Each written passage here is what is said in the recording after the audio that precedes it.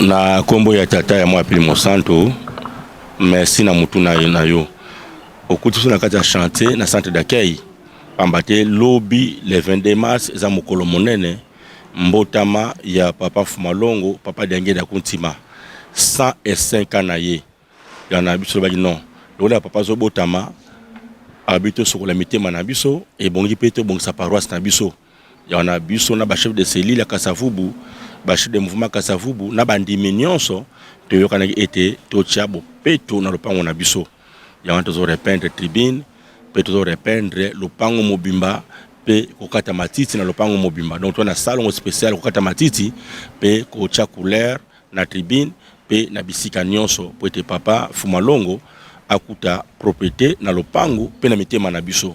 Donc détermination to nango ete lokala to bandango lelo peto silisa musala tribune. Le lobby est fait, to l'exa lobby, de jeudi, to continue la résidence. Après résidence, nous avons une salle de conférence, puis si on a un studio, to commando, toujours répondre le pango mobimba. Donc les longs bazawana, bah aussi la tribune nyonso, puis bah ok, côté anini ya grande porte. Après qu'on a jeudi, to continue la salle de conférence, puis la résidence. Message to repère na bandeko, to bah était tant que nanda kwa nzambe, to yela kabilo komi balé. Soko sali bolamu ozuli pamboli. Soko sali mabe ozuli babe. Alors tant bayaka wana so ya lemwa biscuit na ye, ameli mwa mai na ye e bongi déchet wana to bwa ngo na sete. Le kota déchet na yo kene na ngona ndako po to zoli pamboli. Donc to tika ka bosoto na santé d'accueil te pamba teza lopango ya Yahweh. Lopango ya Yahweh singeza ka propre tango nyonso. Ndenge papa repata professeur Révérend Sibin so alenga lobaka ete to batela ka lopango oyo pamba teza lopango ya Nzambe. Aba contre l'état ba kota ka mikolo nyonso pona ba renseignement mama lingomba. Donc to bongisango po ete ezala ka propre. Alors tango yo ye okuti lopango propre tika ngo pe propre. Ezate ko ye okuti lopango propre mais yo osali bosoto na yo otikango awa pe okei eza malamu te.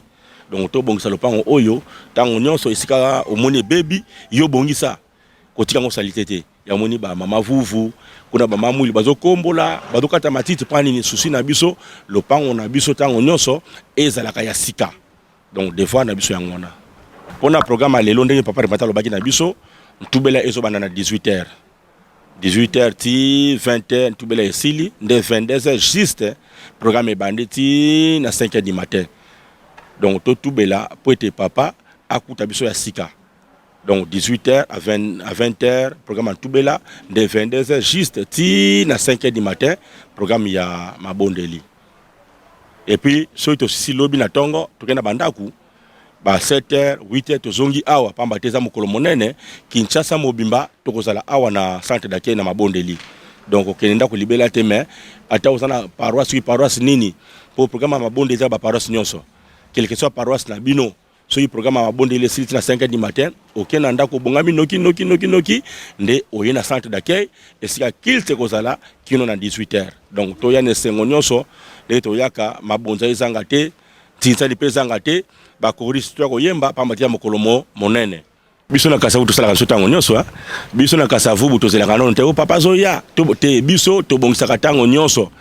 Donc biso devoir na biso ya awa et sengeli centre d'accueil tango nyonso la ka propre.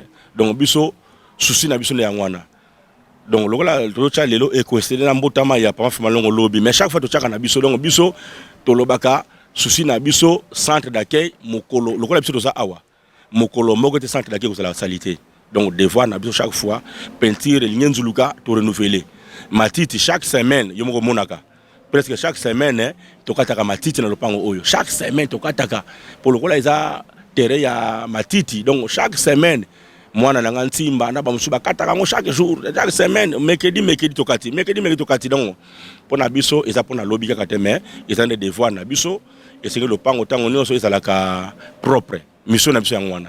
Message to pesa na bandimi bafana na banda kuté bayaka na centre d'accueil pamba te misala ezala ka mikolo nyonso bayaka et puis couleur zo chama kuna ezuluka pembongo ya to senga na mandimba ko sunga biso na latex to na imai bakoya nango ozala te ko soma ngote ozala ma quelque chose yaka na bureau communal to za wana oyo to soma quelque chose na ngwana to ko somba latex to ko somba bampoule to ko somba ciment to ko somba mabende pamba te misala eza mingi ana centre ya kezo lukambongo nde so nakopesa mpe numéro na ngai ya téléphone eza 089 75 40 254 089 75 40 254 ezala yo mutu na Kinshasa oza na Angola na poto so lingo sunga na yo pona misala centre d'accueil toza disponible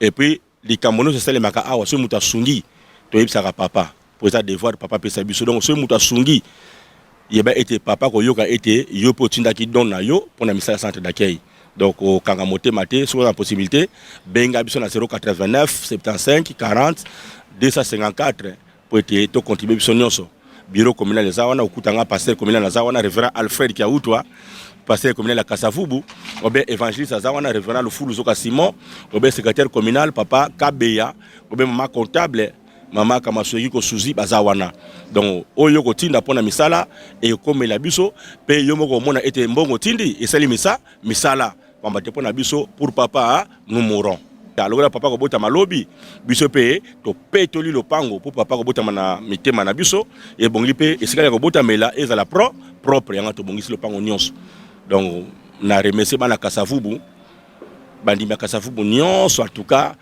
vraiment sincère félicitations pour baza mitema malamu pour ceux na sengi bango en tout cas bakanga motema te bandimba Kasavubu nyonso bakota ba mouvement nyonso ba chef de cellule nyonso pe ba membre bureau communal en tout cas to remercier bino na collaboration ya mosala autosala.